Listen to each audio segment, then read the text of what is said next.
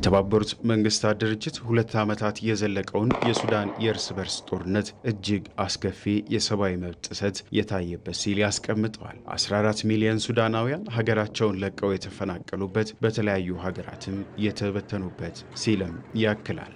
ኢትዮጵያ፣ ግብጽ፣ ቻድ፣ ደቡብ ሱዳንና ሊቢያ ደግሞ ሱዳናውያኑ በችግራቸው የተሰደዱበት ሀገራት ናቸው ይላል። የተባበሩት መንግስታት ድርጅትና የሰብአዊ መብቶች ተሟጋቾች ይህንን በሱዳን ያለውን ቀውስ እንዲቆም ጥሪ በተደጋጋሚ ሲያቀርብ ይደመጣል። በሱዳን ያለው ቀውስ ግን አሁንም ንጹሃንን ሰለባ እያደረገ ሕፃናትና ሴቶችን በችግር ውስጥ እንዲያልፉ እያደረገ ይገኛል። ሁለቱ ተፋላሚ ኃይሎች ስለ ንጹሃን ብዙም አይጨነቁም። 14 ሚሊዮን ሱዳናውያን እንዲሰደዱ በርካቶችም ህይወታቸውን እንዲያጡ አድርገዋል። የቅርብ ጊዜውን ብናነሳም ከሰሞኑ በዳርፉር በርካታ ንጹሃን ጉዳት ደርሶባቸው ህይወታቸውንም አጥተዋል። የሱዳን የሰብአዊ መብት አጥኚው መሐመድ ኦስማን ባለፉት 2 ዓመታት በሱዳን 2 ተፋላሚ ኃይሎች አሰቃቂ ጥቃቶችን፣ የሰብአዊ ድጋፍ ክልከላዎችንና ሱዳናውያንን ከፍተኛ የጦርነት ሰለባ አድርገዋቸዋል ይላል። በዓለም ላይ የከፋውን የሰብአዊ ቀውስ ያለባት ሀገርም ሱዳን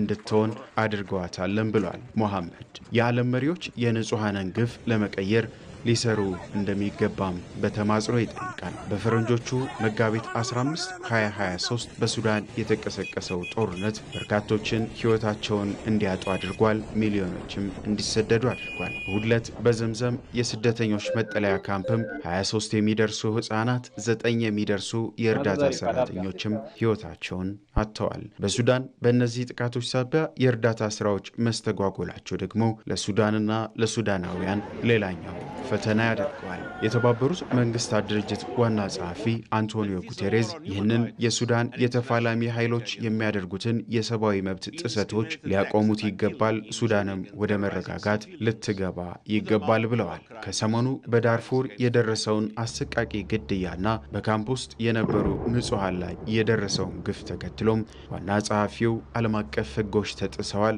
ሰዎች መድኃኒትና ምግብ ለማግኘት በመጠለያዎች ቢገቡም እየደረሳቸው ያለው ግን የጥይት አረር ነው፣ ይህ ደግሞ መዘዙ ብዙ ነው ሲሉ አንቶኒዮ ጉቴሬዝ ድርጊቱን አውግዘዋል። በ2019 በፈረንጆች አቆጣጠር አልበሽር ከተወገዱ በኋላ ሰላም የራቃት ሱዳን አሁንም የሱዳናውያን የሰቆቃ ስፍራ ሆናለች። የተባበሩት መንግስታት ድርጅትና የሰብአዊ መብት ተሟጋቾች ይህንን በሱዳን ያለውን ጦርነት እንዲቆም ጥሪ አቅርበዋል።